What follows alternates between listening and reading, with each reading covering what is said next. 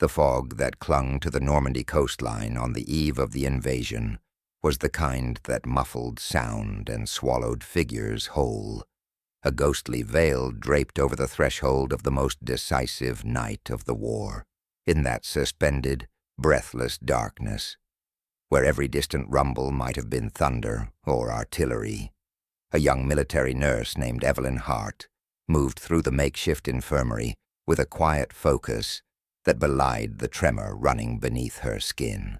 She had been transferred only 3 days earlier, pulled from a hospital ship and reassigned to a classified forward support detachment. The officers offered no explanation beyond the sterile language of necessity, but the hushed tones and hardened stares told her enough. Whatever awaited them across the channel demanded absolute secrecy. It also demanded absolute sacrifice.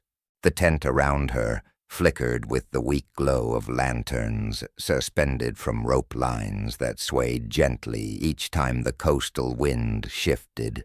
Cots were arranged in tight rows, already half filled with soldiers injured in training accidents or afflicted by the relentless anxiety that gnawed at everyone waiting for the signal to move. Evelyn knelt beside a young private whose hands wouldn't stop shaking. She didn't ask for his story. Everyone here carried too many. Instead, she reassured him in the soft, steady voice that had become her armor, promising he would be safe, that everything was under control, even though she had not felt in control of anything for days. Outside, the roar of engines rose and fell, like the breathing of something enormous. The invasion force was gathering its strength. For months, whispers had circulated about the scale of the operation. Evelyn heard fragments in corridors, glimpsed redacted memos, sensed the nervous urgency that radiated from officers. She knew enough to recognize that D-Day would be unlike anything the war had seen. Still, she had not expected to be given a sealed satchel marked with a code she didn't understand, told only that she must keep it with her at all times, that it would accompany her onto the beach, and that she must never attempt to open it under any circumstance. The leather felt unusually cold against her hands when it was issued to her, as though it had been stored somewhere far removed from the living world. At night she placed it beneath her cot, half expecting it to shift on its own, half wishing she could pretend it wasn't there at all. As she prepared supplies, a captain stepped into the tent, his boots carrying the wet grit of the shoreline across the canvas floor. His face was drawn, illuminated from below by the lantern he carried, giving him the appearance of a man haunted by his own orders. He approached Evelyn, glanced at the satchel, and told her to be ready within the hour. Their detachment, small, specialized, and sworn to discretion, would board early to establish emergency support near one of the landing sectors. The danger was significant. That was all he said, but his eyes added the sentence he could not speak. "Some of you will not return." Evelyn nodded, masking the chill that crawled up her spine. She went through her usual ritual, checking bandages, morphine vials, saline tins, making sure everything was precisely arranged. When her hands trembled too noticeably, she forced them still against the table. She reminded herself that she had trained for moments like this, that a nurse's duty was to preserve life in the midst of chaos. But she also knew that duty alone did not dispel fear. Somewhere between breaths, she felt the strange urge to write a letter, something final and grounding. Yet the words would not come. Instead, she closed her eyes and listened to the wind battering the canvas, imagining it carrying away pieces of her that she might no longer need. Beyond the tent flaps, soldiers moved like shadows. Some smoked in silence, others murmured about home, clinging to memories of streets and faces that felt impossibly distant from the cold gray sea stretching toward France. Evelyn stepped outside, letting the briny air sting her lungs. Above her, the clouds shifted, revealing a sliver of moonlight that carved the silhouettes of transport ships waiting offshore. She tightened her grip on the satchel, feeling the embossed code beneath her fingertips, the one she had traced idly in restless moments. It meant nothing to her, yet she sensed it was important, dangerously important. Before boarding, she walked to a small ridge overlooking the water. Below, waves rolled in with a steady, deliberate rhythm, unaware of the thousands of men and machines preparing to break over the horizon. She watched until her thoughts blurred, until she became just another silent figure suspended between anticipation and dread. Then, somewhere in the middle of that heavy stillness, she wondered who else in the world might be watching the same sea from afar, waiting for news, unaware of her own part in this vast, shrouded movement. And in that moment, as though carried by instinct, she silently asked the unseen audience of time itself a question meant to bridge the distance between witness and participant. Where are you watching this from? The thought lingered only an instant before the captain returned to summon her.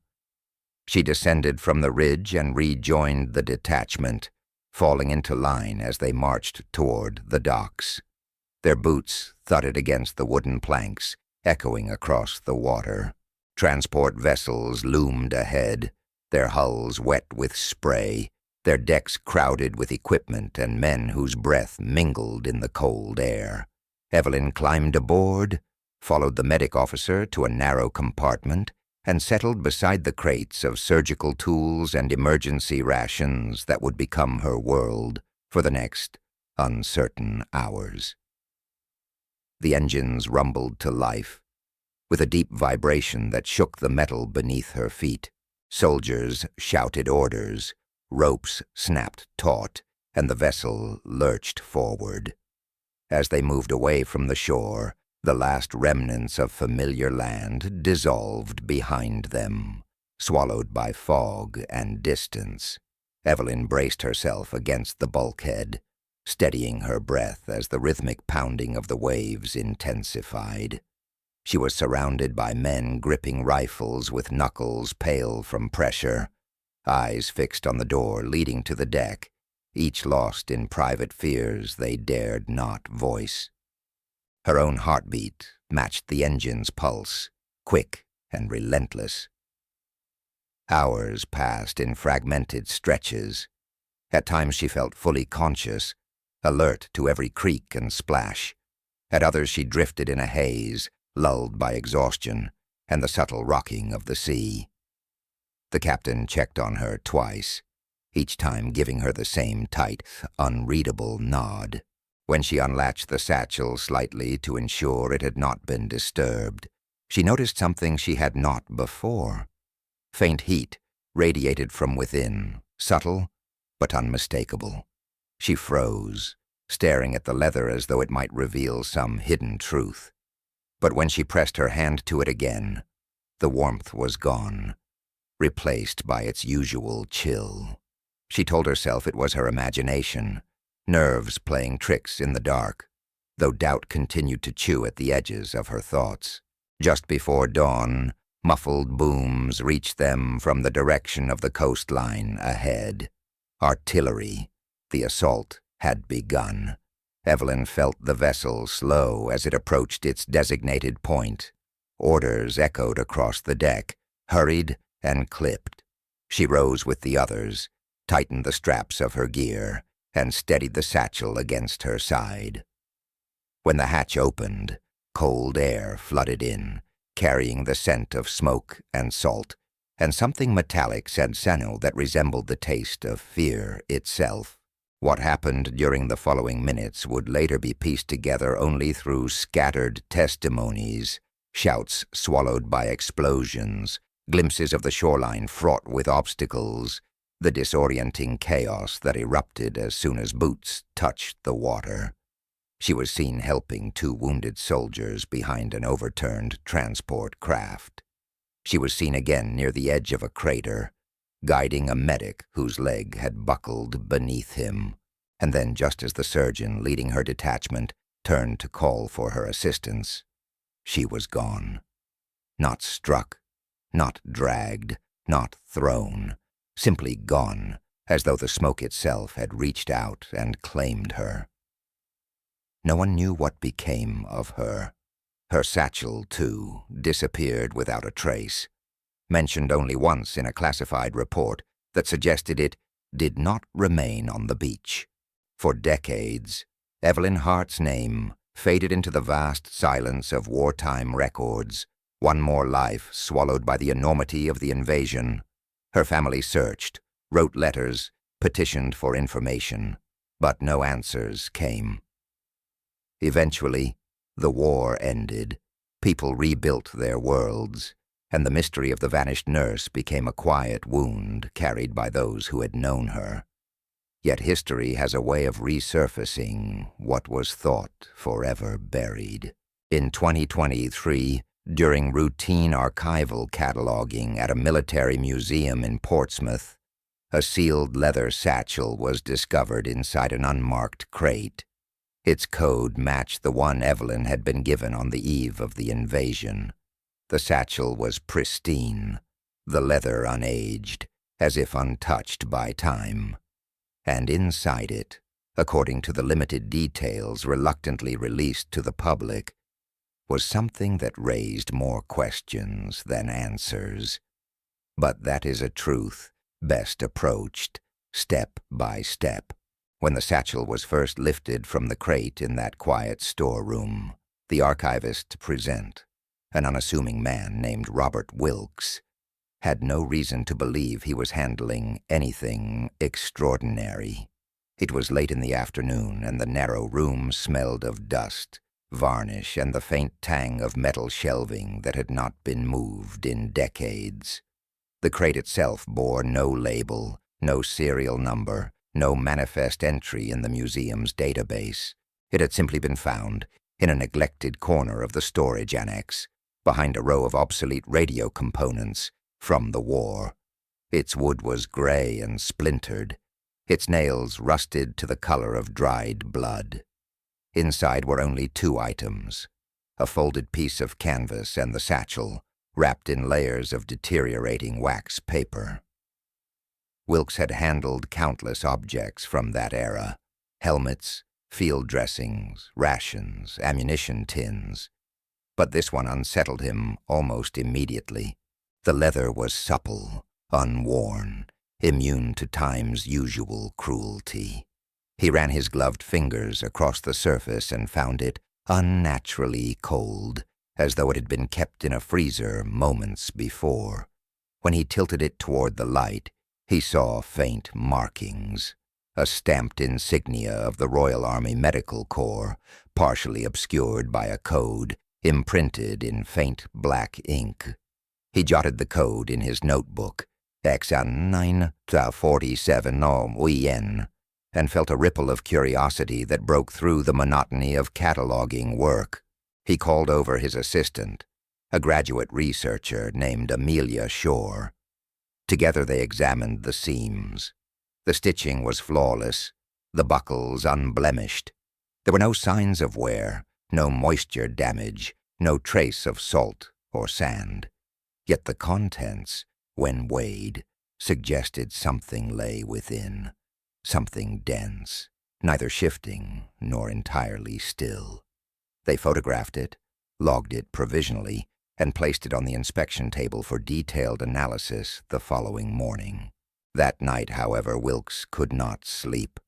His mind replayed the strange chill of the leather, the hollow silence that seemed to emanate from it. At around midnight, he sat at his desk at home, laptop open, searching old digital archives for the code. Nothing came up. Then, almost as an afterthought, he typed X947 Nurse Normandy. One result appeared, not in a public record, but in the index of a restricted military file referenced by a declassified intelligence summary from 1951. The summary made brief mention of a medical courier unaccounted for during Operation Neptune, whose assigned material had been presumed unrecoverable. There was no name, no photograph, no follow-up. The absence of data was itself an answer. Someone had erased her. By dawn, Wilkes had convinced himself the satchel must be opened. He returned to the museum early, before the staff arrived, and entered the archival wing with his keycard trembling in his hand. The building was silent, except for the hum of the ventilation system. Fluorescent lights buzzed faintly above him as he approached the table. The satchel lay exactly as he had left it, its surface faintly gleaming in the sterile light. He hesitated, then unclasped the first buckle. The click echoed sharply, unnervingly loud. Amelia arrived moments later, startled to find him already there. She protested. They needed authorization, chain of custody, proper documentation. But something about the atmosphere in that room silenced her resistance. Together they lifted the flap. Beneath it was a sealed inner envelope, made of thick parchment, its edges bound with a dark wax that had hardened into a perfect, unbroken line. Pressed into the wax was a symbol neither of them recognized, a circle bisected by a vertical line, like an ancient medical sigil or an alchemical mark. Wilkes, caught between fascination and dread, leaned closer. The air around the satchel felt colder now, heavy with the faint scent of salt and smoke, like the memory of a storm. For a fleeting second he thought he heard the distant echo of waves crashing against steel. Then it was gone. He blinked hard and told himself it was imagination. But when he turned to Amelia, he saw the same uneasy expression mirrored in her eyes. They did not open the inner envelope that day. Instead, Wilkes reported the discovery to the museum's director, who immediately contacted the Ministry of Defense. Within 24 hours, 2 plainclothes officials arrived, polite, efficient, and disturbingly vague. They examined the satchel, cross-checked its markings, and instructed the staff to cease all discussion of the matter. A formal non-disclosure directive followed. The crate and its contents were removed from the museum that evening under the pretext of further preservation analysis. But rumors always find a way to breathe, even through sealed corridors.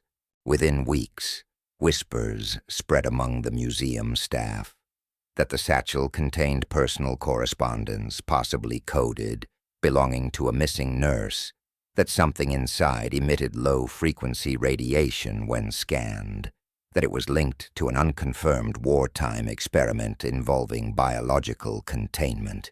Each rumor contradicted the next, yet all shared a common thread: unease.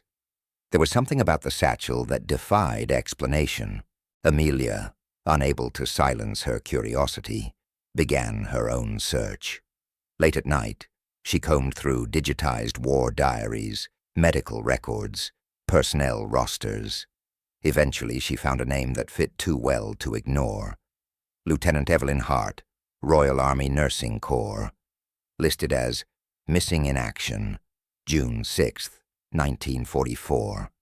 Attached to her file was a blurred photograph of a young woman standing near a hospital ship, the wind tugging at her cap, her expression caught between determination and sorrow. The resemblance to the recovered satchel's insignia was undeniable. When Amelia cross-referenced the code fragment from the satchel against internal shipment logs, she discovered it matched a series assigned to Operation Seraph, a classified subset of the Normandy logistics effort that had remained sealed until 2025. The implication chilled her. Evelyn Hart had been carrying something meant for that operation, Something meant never to resurface. Meanwhile, in Portsmouth, Wilkes began to experience recurring dreams.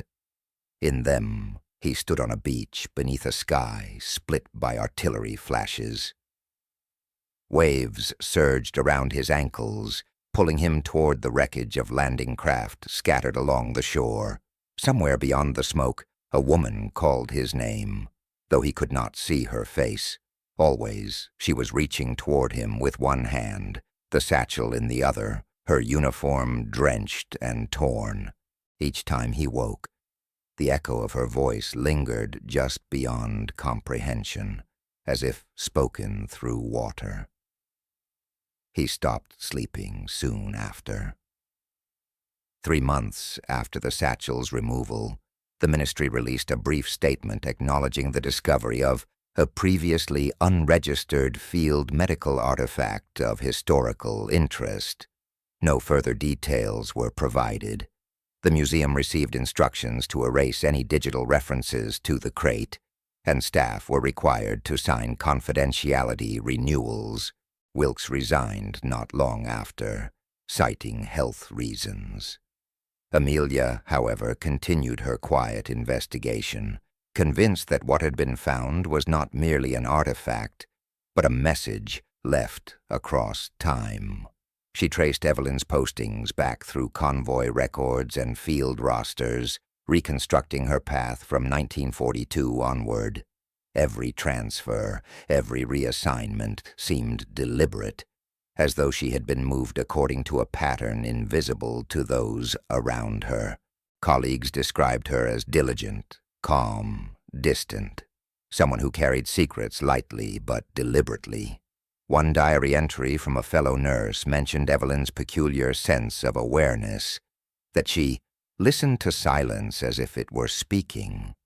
Another noted that she kept a small notebook, whose pages she burned regularly, claiming she did so to keep the noise manageable. No one understood what she meant. Amelia began to suspect that Evelyn's mission during D-Day was not purely medical. The satchel's design, when studied through preserved schematics from the era, suggested containment. Thickened lining, reinforced seams, insulation suited for volatile substances. Yet there was no evidence of chemical residue, no trace of biological material. Whatever it held, it was not something meant for treatment. It was something meant to be delivered or hidden. Through persistent digging, Amelia located one more piece. A coded transmission dated June 7th, 1944, sent from a British operations relay off the Normandy coast. Most of the message was garbled, but 3 words were intact. Courier confirmed. Extraction failed.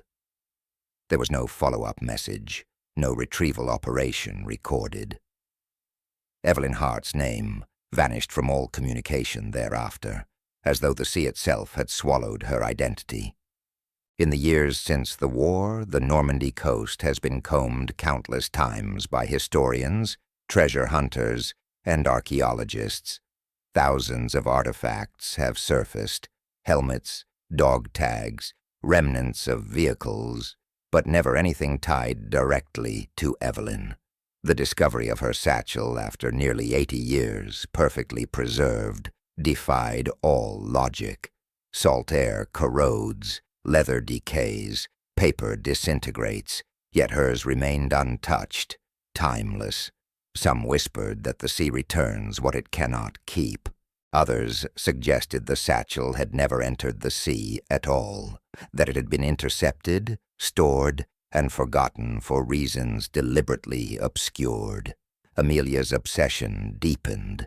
She reached out to former intelligence officers, historians of clandestine warfare, even to a retired cryptologist who claimed to have worked on post-war decoding projects involving anomalous communications from the Normandy sector. Most dismissed her inquiries. A few hinted that she should stop asking. One email reply, from an address that disappeared the next day, contained only 4 words. Some doors don't reopen. Still, she persisted. She believed that the satchel had been sealed not to conceal horror, but to preserve a truth that had never been allowed to breathe. Evelyn Hart was not a ghost, Amelia insisted to herself, but a messenger caught between two worlds, her own time and the one still trying to understand it. The idea consumed her. Friends noticed she had begun to carry a replica satchel of her own, always at her side, as though imitating the vanished nurse might somehow bridge the decades between them. One rainy evening in October 2023, Amelia returned to her flat after a long day of research to find an envelope slid beneath her door.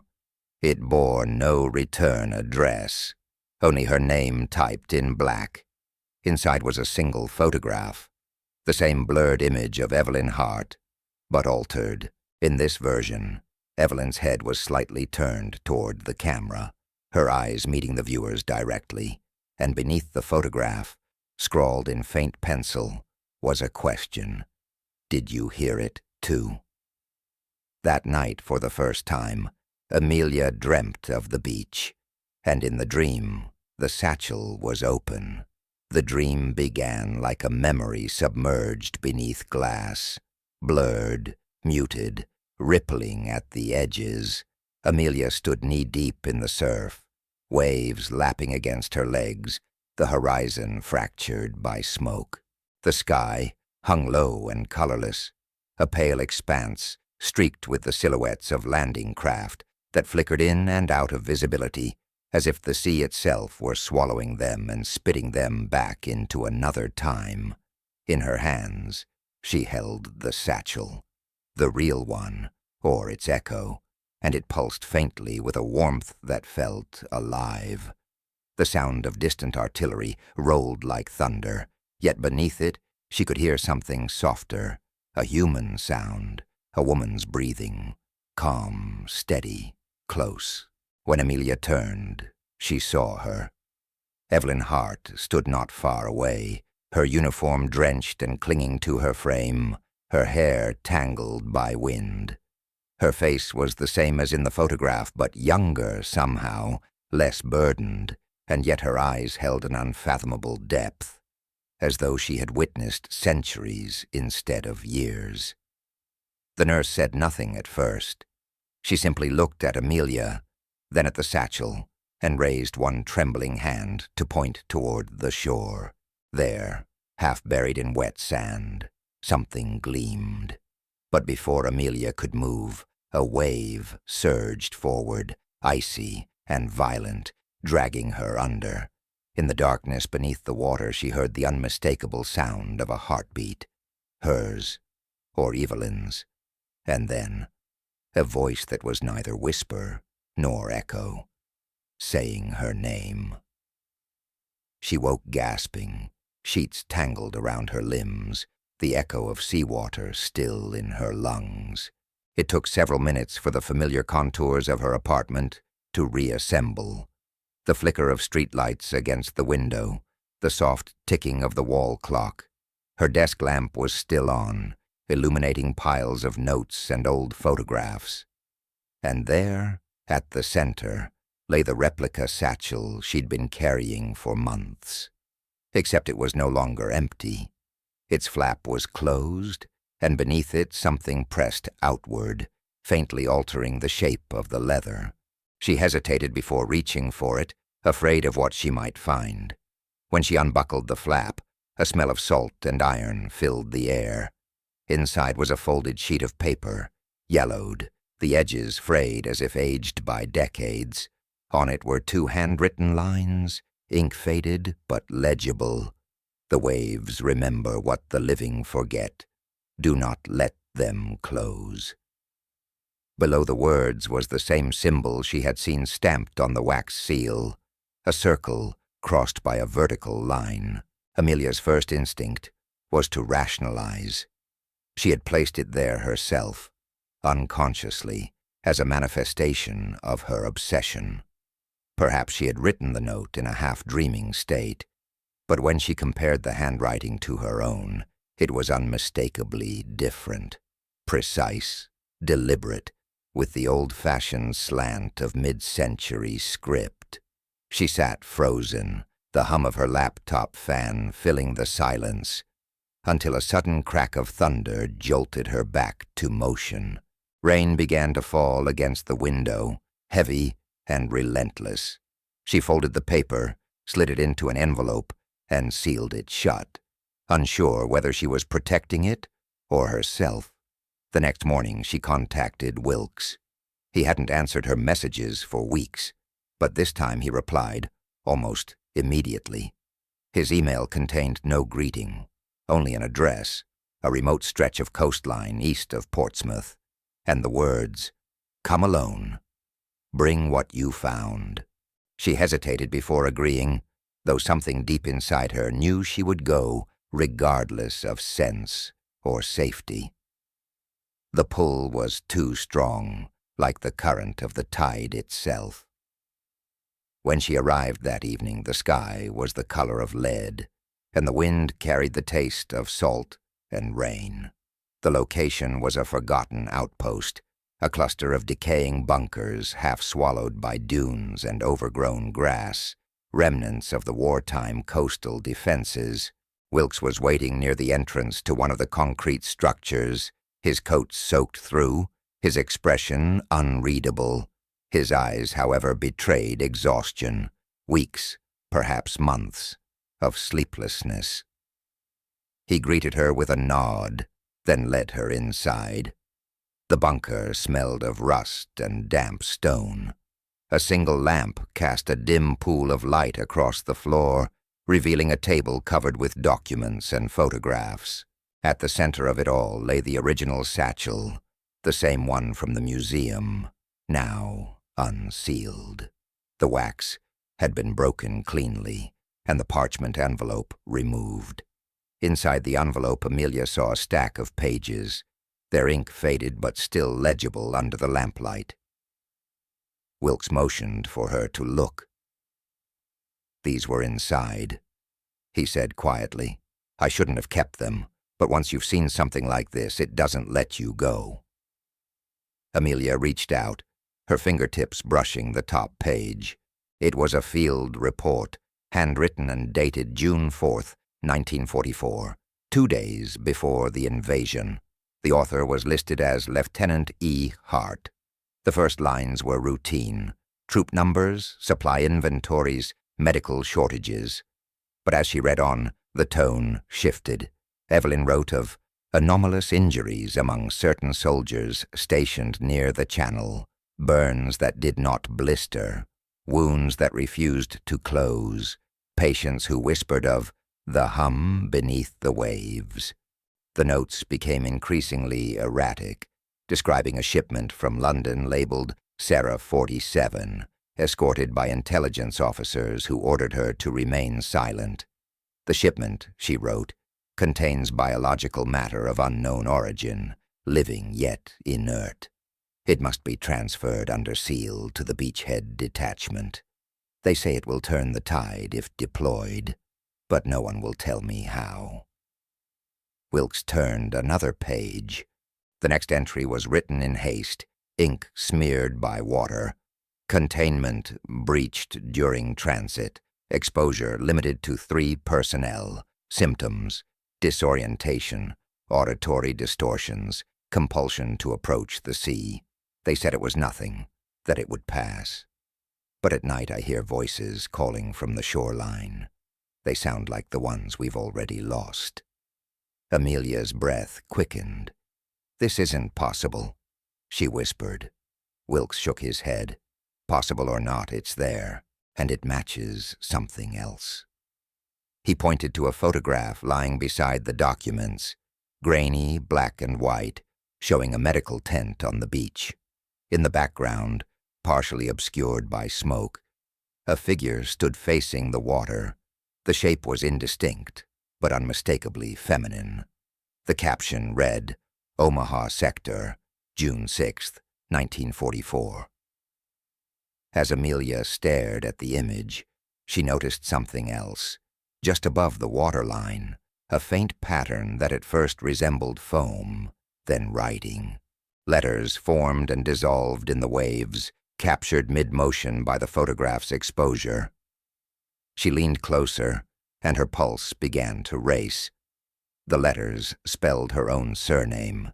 She turned to Wilkes, shaken. "This could be a trick of the image," she said.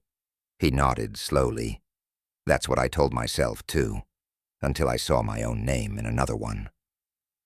He handed her a second photo, this one taken from the museum's security archive, a still frame from the day the satchel was discovered.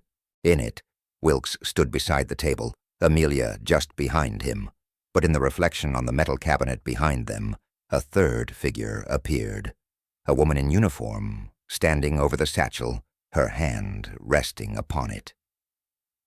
The timestamp showed the moment before Amelia entered the room. There was no record of anyone else present. The silence that followed was suffocating. Outside, the wind howled through the bunker's narrow corridors, carrying the sound of the distant sea. Amelia looked again at the documents, her eyes tracing Evelyn's final entry. "If this reaches anyone, know that the sea is not our enemy. It remembers. It keeps what we cannot bear. The thing they called Seraph was never meant to save us. It was meant to listen, and once it hears you, it does not forget." The lamp flickered. Somewhere deeper in the bunker, a metallic clang echoed, perhaps a door shifting, or the air pressure changing. But in that moment, both of them froze, because layered beneath the noise was something else, a faint rhythm like the slow beating of a heart. It pulsed through the floor, through the walls, through the air itself. The satchel trembled slightly where it lay, as if responding to an invisible signal. Then the light went out. For a few seconds there was only darkness and the sound of their breathing. Then Wilkes struck a match, its flame small and fragile. The table was empty. The satchel was gone. Panic broke through the silence. They searched the floor, the corners, the corridor, but it was as if the object had evaporated. Amelia felt the faint vibration beneath her feet fade, leaving only stillness. When they finally emerged into the open air, the storm had subsided. The sky was clear, the sea calm and silver under the moonlight, and there, at the edge of the waterline, half buried in sand, something glinted again. Another satchel, or the same one, impossible to tell. Neither dared approach.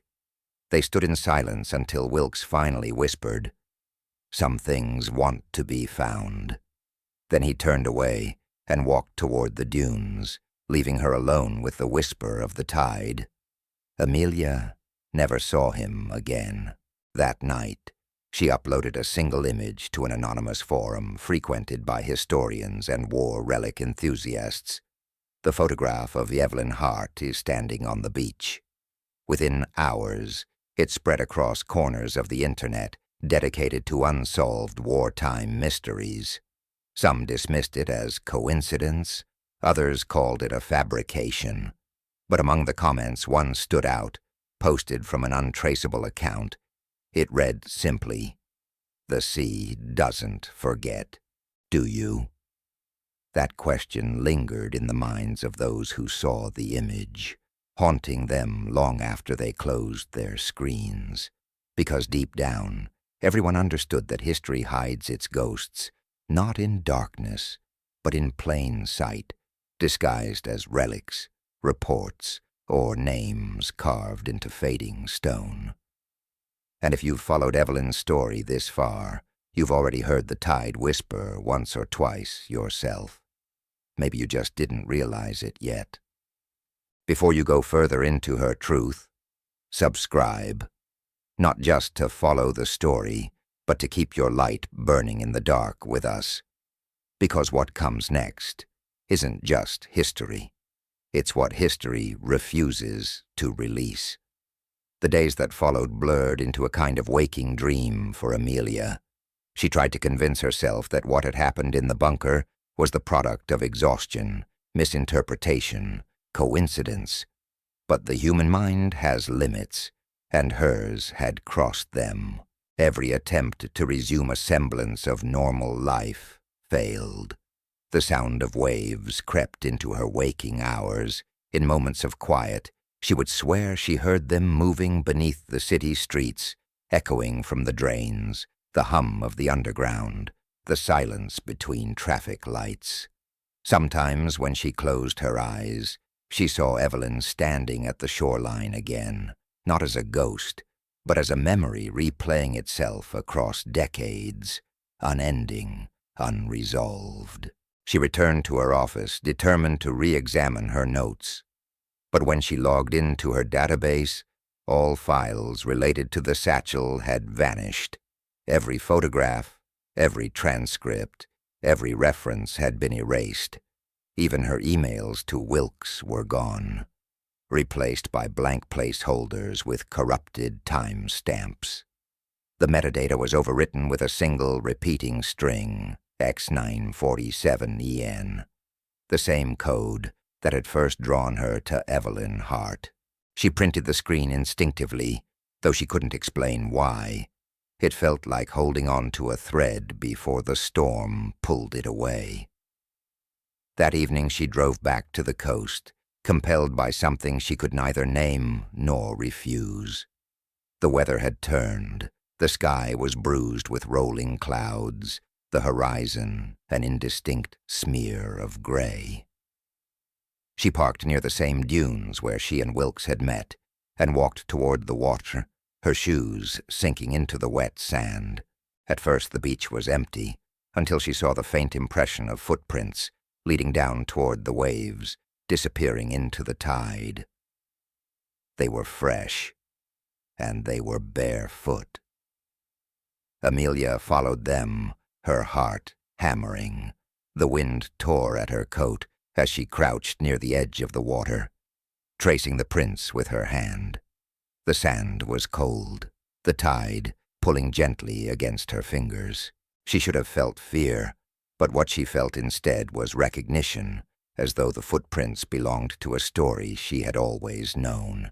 Then she noticed something half buried beside her, a scrap of canvas, frayed and darkened by moisture. She dug it out carefully, realizing with a jolt that it was a fragment of a military tag, its engraving faint but still legible. L'Étendue Hart Dainjas, NC. The discovery left her trembling. The rational part of her mind catalogued possibilities. Perhaps it had washed ashore from one of the countless wrecks off Normandy, carried by currents across the channel, but deep down, she knew better. The object had been placed there, waiting. As she turned it over, a drop of water fell from its edge onto her wrist, though the tide hadn't reached her yet. The water was warm. By the time she returned to her car, night had fully fallen. The rain began again, relentless and cold, streaking the windshield in silver lines. She sat in silence, the tag resting on the passenger seat beside her. Her reflection in the glass looked older, worn, as though she had aged years in days. And then faintly, she heard it, the same steady pulse she had felt in the bunker, distant but unmistakable. It wasn't coming from the sea this time. It was coming from the satchel. The replica satchel she had carried for months was trembling, ever so slightly, the buckles rattling softly against each other. She reached out, heart racing, and opened it. Inside was nothing but air and darkness, yet from within came the unmistakable sound of someone breathing, shallow, rhythmic, alive. She dropped it instantly, stumbling backward. The sound stopped, but in the reflection of the car window, she saw movement, a figure standing on the beach behind her, barely visible through the rain. The outline was feminine, the posture unmistakably familiar. Evelyn. Amelia turned sharply, but the beach was empty again. Only the wind moved, whispering through the dunes. She stayed frozen for a long time, caught between fear and fascination. When she finally gathered the courage to pick up the satchel, the leather was cold again, silent, yet she could feel that something had shifted. The line between past and present was no longer just thin, it was bleeding. Over the following weeks, Amelia's behavior became increasingly erratic. Colleagues noticed her growing isolation, her refusal to answer calls, the dark circles under her eyes. She began recording voice memos at all hours, narrating her thoughts as though afraid they might vanish if left unwritten. Many of the recordings later found on her device are disjointed, punctuated by the sound of waves in the background, even when she was miles inland. One of them begins with her whispering, "I think I understand now. The satchel wasn't meant to carry something. It was meant to contain it. They sealed it to hold back whatever crossed that threshold in 1944, but when it was opened again, the seal broke, and it's listening." In another recorded days later, her tone shifts between clarity and delirium. Evelyn wasn't transporting a weapon. She was the weapon, or maybe the conduit, Operation Seraph. What if it wasn't about creating something new, but channeling something old? Something that had always been there, beneath the waves, waiting for a voice to answer? I keep hearing her. Sometimes I think she's trying to finish her report. Other times, I think she's trying to finish me. The last known recording is dated November 11th, 2023, 11:11 p.m., Armistice Day. In it, her breathing is fast, panicked. There's a knocking sound, rhythmic and slow. She says only one line before the recording cuts to static. She's outside the door. 2 days later, Amelia's car was found abandoned near the same coastal outpost where she had last met Wilkes. The driver's side door was open, the keys still in the ignition. Inside were her research files, a camera, and the replica satchel, empty, except for a single page torn from Evelyn Hart's wartime diary. On it was written in the same faded ink, "If you open the seal, you become the seal." The authorities ruled her disappearance as voluntary, citing stress and psychological distress. But those who had known her disagreed. They spoke of her determination, her intelligence, her refusal to surrender to fear. Her family commissioned private divers to search the nearby waters, but no trace of her was ever found. The only thing the sea returned was a single object, a military nurse's cap, perfectly preserved, carried ashore by the tide. Months later, a hiker exploring the cliffs near Portsmouth reported hearing what he described as voices carried by the wind. He claimed they came from below the cliff face, from the caves that opened toward the sea. Curious, he descended part way and found a small cavern where the water lapped gently against the rocks. On one of the stones, he saw markings, letters carved hastily, fading with time. They read, E. Hart, A. Shore. Listen. The carving looked decades old, though it couldn't have been more than months. When he tried to photograph it, his phone malfunctioned. Images corrupted, audio filled with static. Investigators later dismissed the account, attributing it to erosion patterns and pareidolia, the human tendency to see meaning where none exists. Yet the hiker insisted on what he had seen. He said the air inside the cave had pulsed with the same rhythm as a heartbeat, and when he left, the tide had risen unnaturally fast, as if urging him to go. To this day, locals avoid that stretch of coastline at night. Fishermen say their radios pick up faint transmissions when they pass within a certain range. Murmured female voices reciting medical terms, casualty reports, the sound of typing on an old field typewriter. When the frequency fades, they claim to hear one final message, repeated 3 times. Courier confirmed, extraction failed. For some, Evelyn Hart has become a legend, a cautionary tale whispered among historians and archivists about the cost of unearthing what was meant to stay buried. For others, she is something more, a symbol of all those who vanished in silence, swallowed by wars that devoured their names as easily as their bodies. And yet, there are those who believe she never vanished at all, that she became part of something eternal, something that waits between the tides, calling out to those who dare to listen. If that's true, then maybe Amelia isn't gone either. Maybe she's still walking the shoreline, her footsteps erased with every wave, her voice blending with Evelyn's beneath the roar of the sea. Maybe the satchel isn't lost. It's simply waiting, sealed again, waiting for the next set of hands to open it. And if you ever find yourself near the water's edge, on a night when the tide is too quiet and the air too still, you might hear them too. Two voices overlapping across time, one calling for help, the other calling for silence. And you'll understand that some disappearances aren't endings, they're invitations, because history doesn't forget, it just waits for you to notice.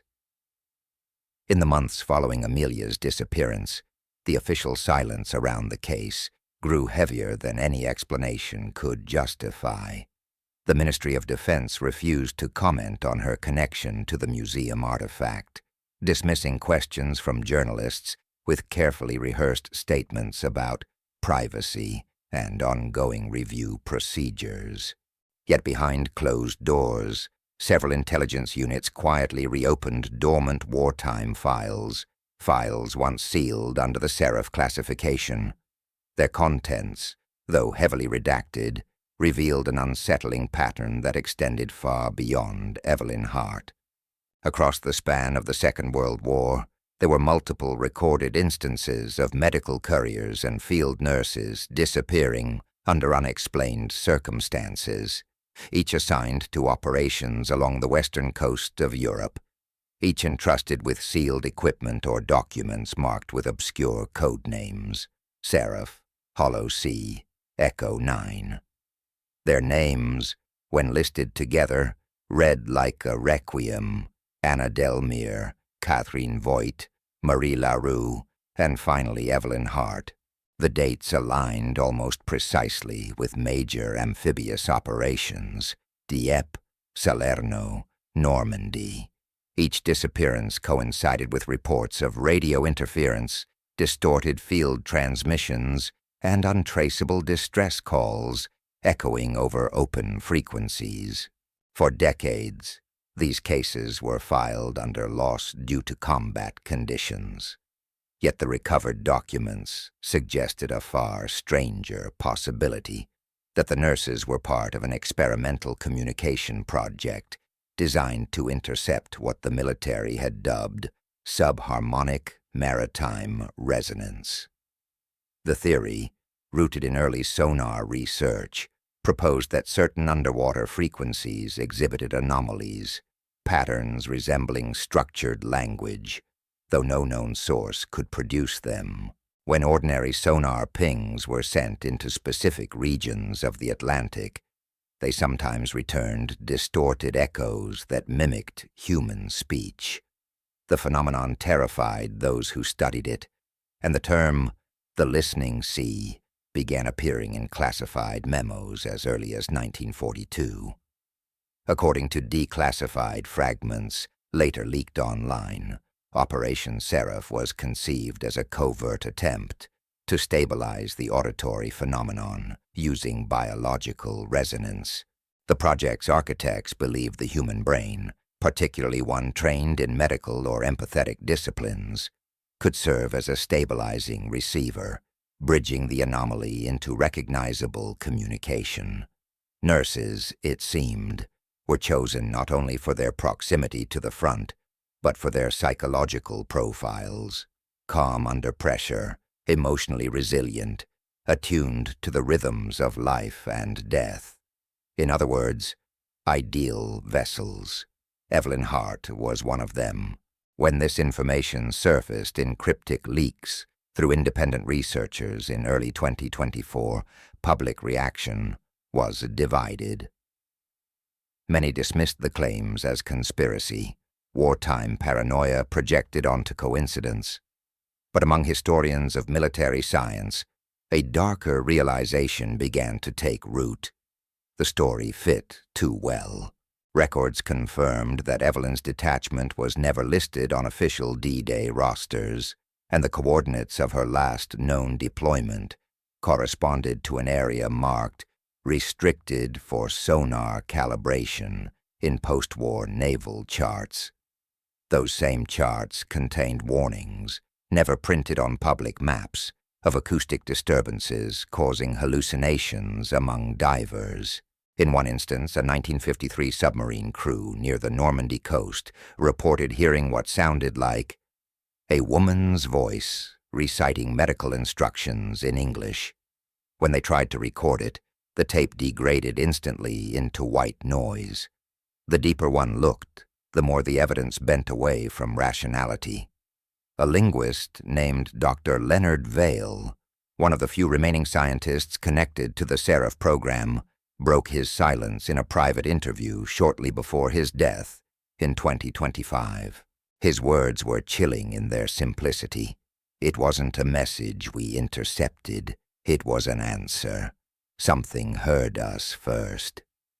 Those who've seen the surviving fragments of Evelyn's last diary believe she understood this. In her notes, she wrote repeatedly about the heartbeat in the tide, the sense that the sea was aware of her, studying her. She described patients who spoke in unison after hearing the same low-frequency hum, their eyes unfocused, repeating phrases she couldn't recognize but somehow understood. Her final entries are almost pleading. We are teaching the water to speak back. After Amelia's disappearance, interest in her research spread across obscure online communities, digital forums dedicated to missing persons, lost wartime footage, and unexplained transmissions. Amateur archivists began digging through British and French broadcast archives from the 1940s, searching for the alleged frequencies. Within weeks, they found something extraordinary, a fragment of a naval recording, logged at 3:21 a.m. on June the 6th, 1944, the height of the D-Day landings, contained a faint, rhythmic pattern buried beneath static. Audio engineers who cleaned the signal revealed a woman's voice repeating the same phrase in intervals of 21 seconds. Patient stable. Transfer incomplete. The sea remembers.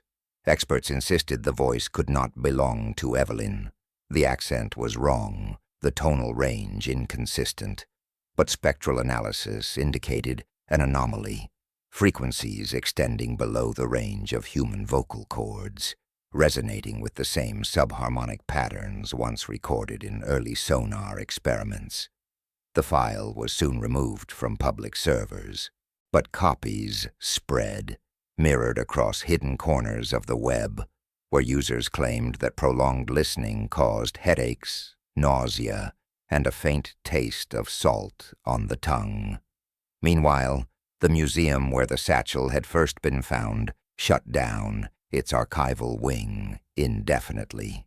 The director cited environmental contamination, though staff privately described a different phenomenon. Lights flickering in specific rhythms, untraceable electrical surges that matched the timing of the recovered audio. One night, a security camera captured a brief, unexplainable event, a corridor light pulsing 3 times before going dark. In the reflection on the polished floor, a human silhouette appeared for less than a second. Forensic analysts later discovered the reflection belonged to no one in the frame. At the same time, reports of similar phenomena began surfacing near other coastal installations across Europe. Fishermen off Cherbourg described hearing voices over shortwave radio frequencies long considered dead. Divers exploring wreckage near Juno Beach claimed they found artifacts sealed in perfect condition, medical kits, field logs, personal effects, preserved in ways impossible under saltwater corrosion. One diver's helmet camera captured footage of a gloved hand reaching out from beneath the sand, grasping for the light before disintegrating into silt. The timestamp on the video stopped exactly at 6:44 a.m., the hour of the first Normandy landings. The media, predictably, dismissed it all as hoax and hysteria. Yet behind that curtain of skepticism, quiet investigations continued. A retired naval historian named Sir Thomas Eddington published a paper suggesting the disappearances formed part of an acoustic contagion, a transmission so primal it bypassed reason, embedding itself in human memory the way a song lingers long after silence.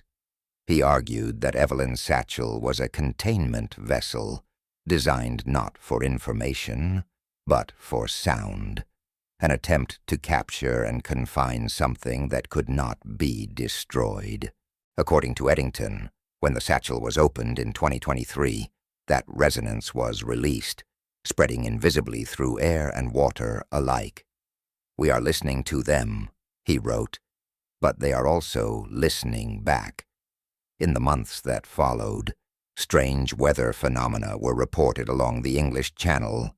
The tides shifted unpredictably, sometimes retreating miles farther than predicted, other times surging violently without storm or warning.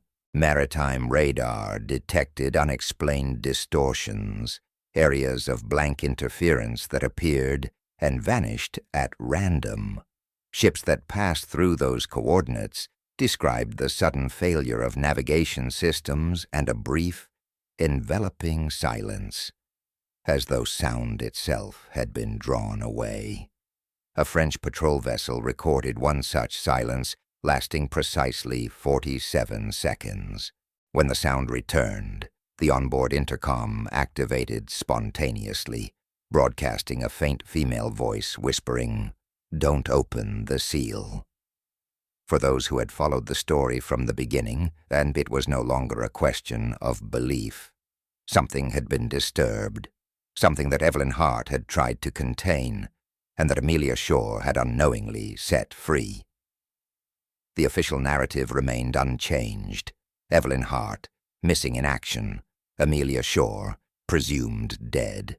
Yet the archives told another story, one written in classified codes, audio fragments, and testimonies too consistent to dismiss.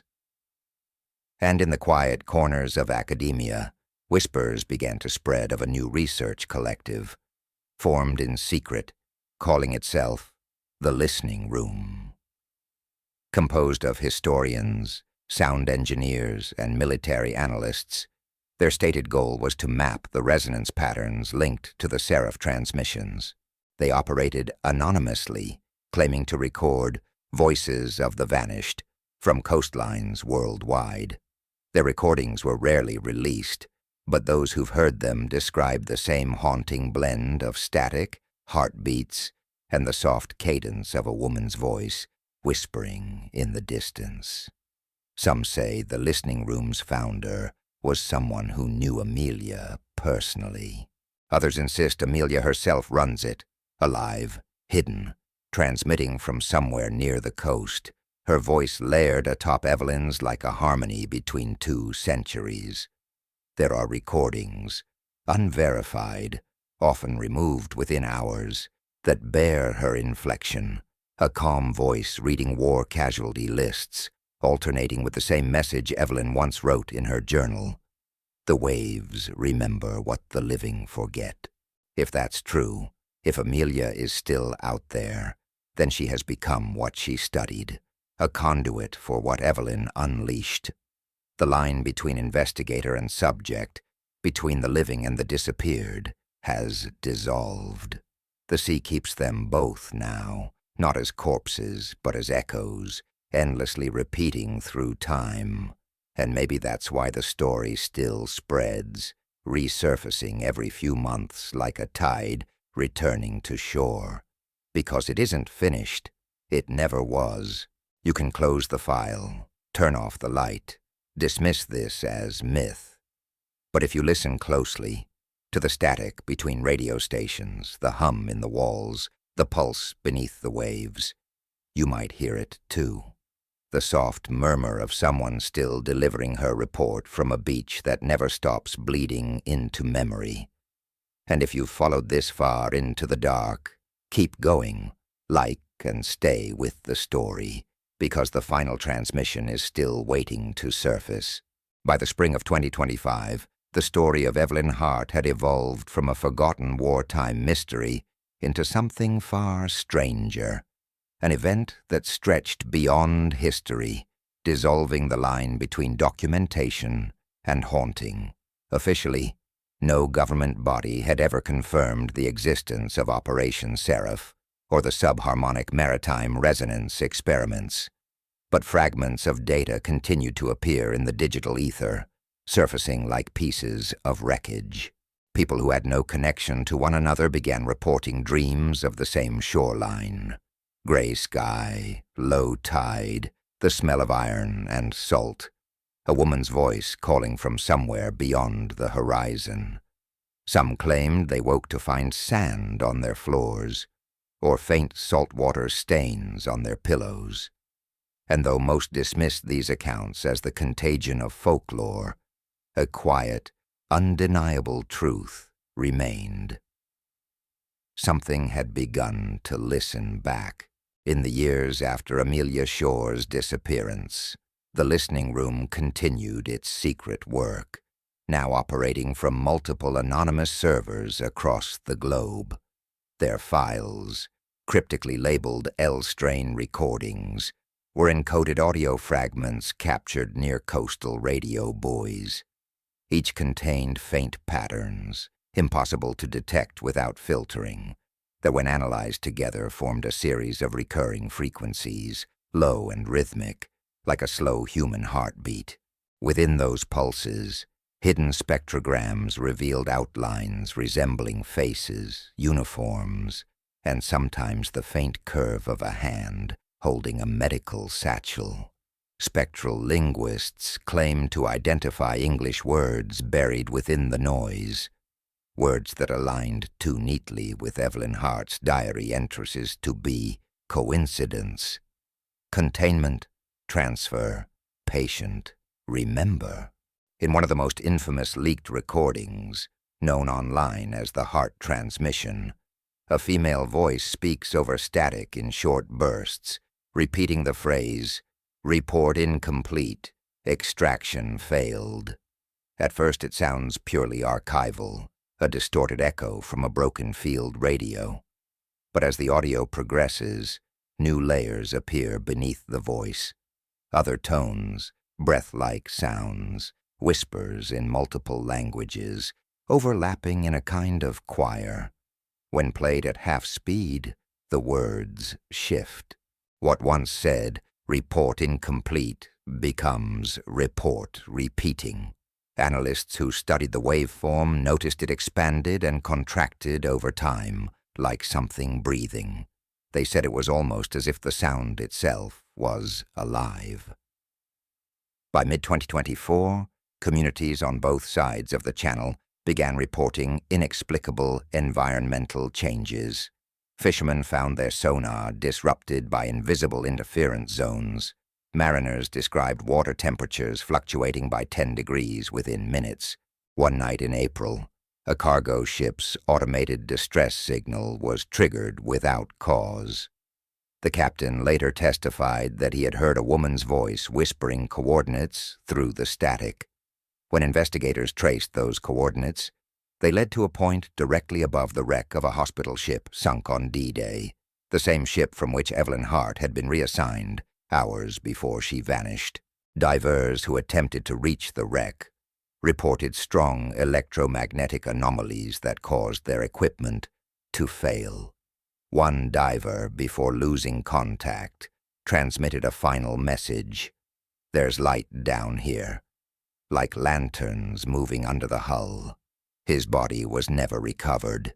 Meanwhile, in London, a data analyst named Lucas Renner stumbled upon something unexpected while cataloging newly digitized wartime telegrams. Among thousands of entries, one stood out, a half-scrambled message dated June 7th, 1944, sent from an offshore relay station.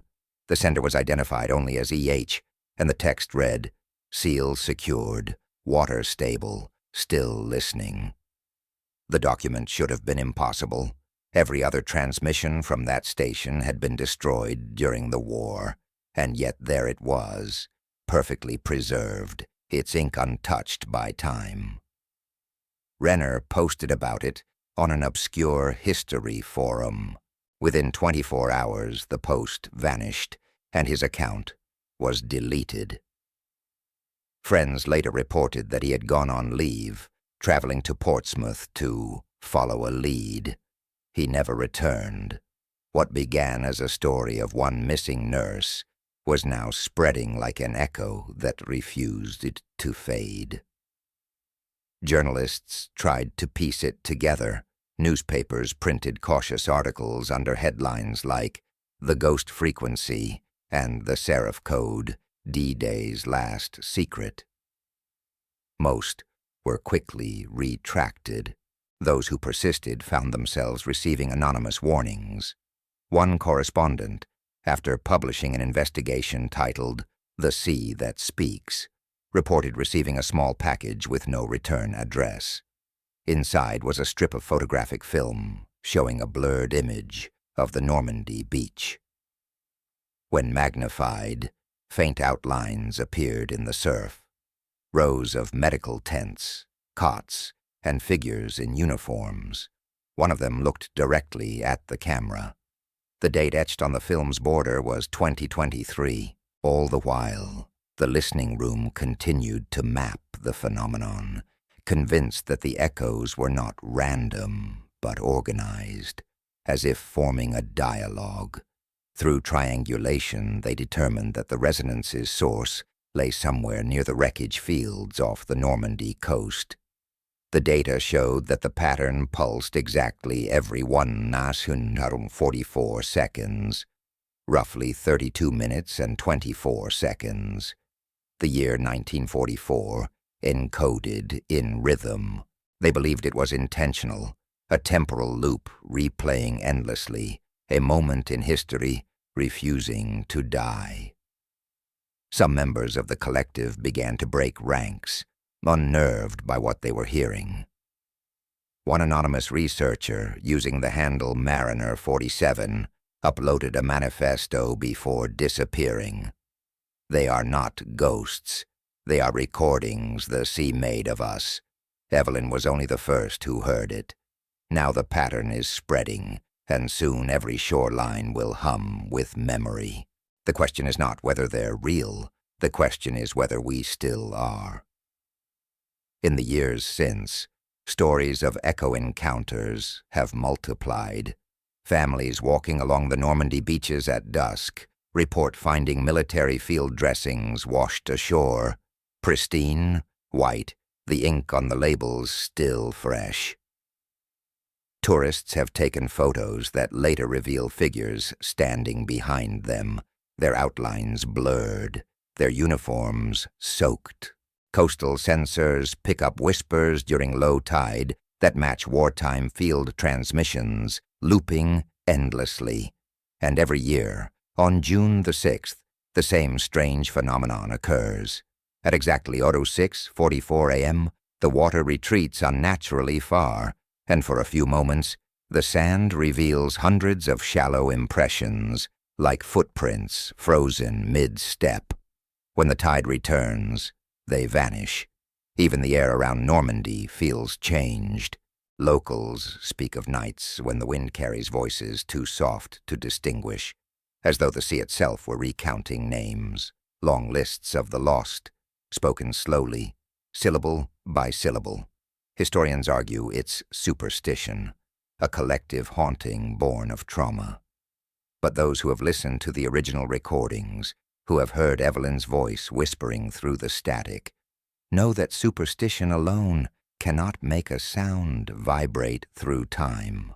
Some claim to have traced the last signal from Amelia Shore. They say it originated not from a coastal relay, but from beneath the water, 3 miles off the Normandy coast, near the trench where the hospital ship lies. The file was a single, 4-second audio clip. When slowed, it contained a heartbeat, followed by a woman's voice saying, "I found her." No one knows who she meant. There are those who believe Amelia succeeded where Evelyn failed, that she re-established the connection, stabilizing the resonance between their 2 timelines. Others fear that she merely replaced her, sealing the containment once more at the cost of herself. And still others, listening through late-night headphones, whisper that both women are still out there, endlessly crossing between frequencies, their voices merging each time the tide rises high enough to touch the ruins of the past. And maybe, if you stand on that beach long enough, with the wind right and the water whispering in from the dark, you'll hear it too. A faint echo under the crash of waves, a woman's voice calling roll among the dead, reporting from a war that has never truly ended. Maybe you'll hear her reciting Evelyn Hart's last words, "If you open the seal, you become the seal." Maybe you'll even hear Amelia answering, because disappearance is not silence, it's transmission. And as long as someone listens, the story continues. So if you've followed Evelyn and Amelia to this point, standing on the edge of the waves, keep listening, like the echo that never dies, like this story, keep it alive, like subscribe and tell us what you heard, because the sea is still speaking, and maybe next time it'll say your name.